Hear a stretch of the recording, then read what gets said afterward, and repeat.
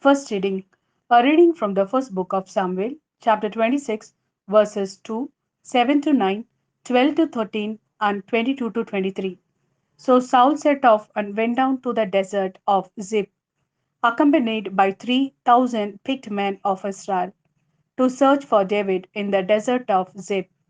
So in the dark, David and Abishai made their way towards the force, where they found Saul lying asleep inside the camp, his spear struck in the ground beside his head, with Abner and the troops lying round him.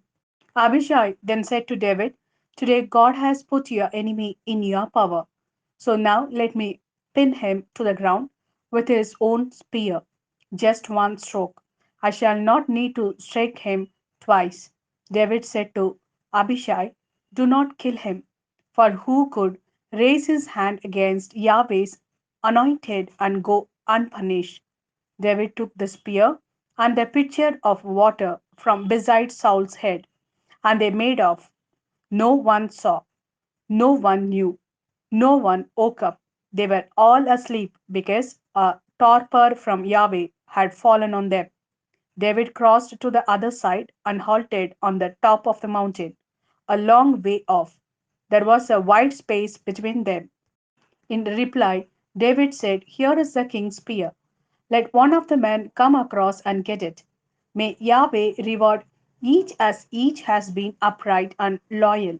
Today Yahweh put you in my power, but I would not raise my hand against Yahweh's anointed." This is the word of Lord. Thanks be to God. Second reading.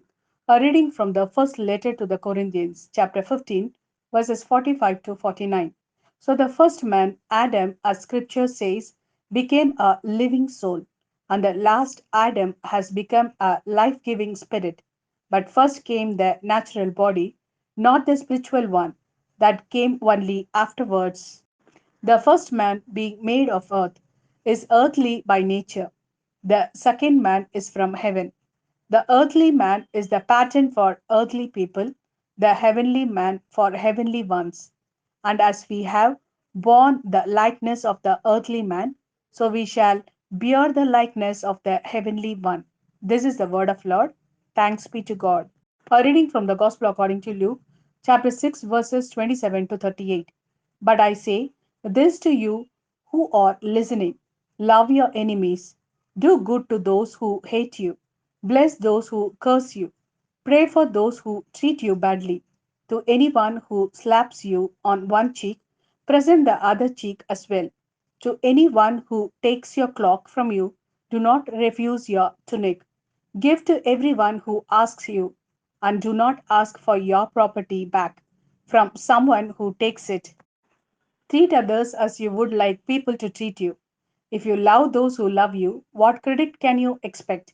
Even sinners love those who love them. And if you do good to those who do good to you, what credit can you expect? For even sinners do that much. And if you lend to those from whom you hope to get money back, what credit can you expect? Even sinners lend to sinners to get back the same amount. Instead, love your enemies and do good to them, and lend without any hope of return. You will have a great reward, and you will be children of the Most High. For he himself is kind to the ungrateful and the wicked. Be compassionate just as your Father is compassionate. Do not judge, and you will not be judged.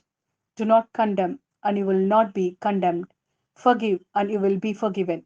Give, and there will be gifts for you. A full measure, pressed down, shaken together, and overflowing, will be poured into your lap, because the standard you use will be the standard used for you.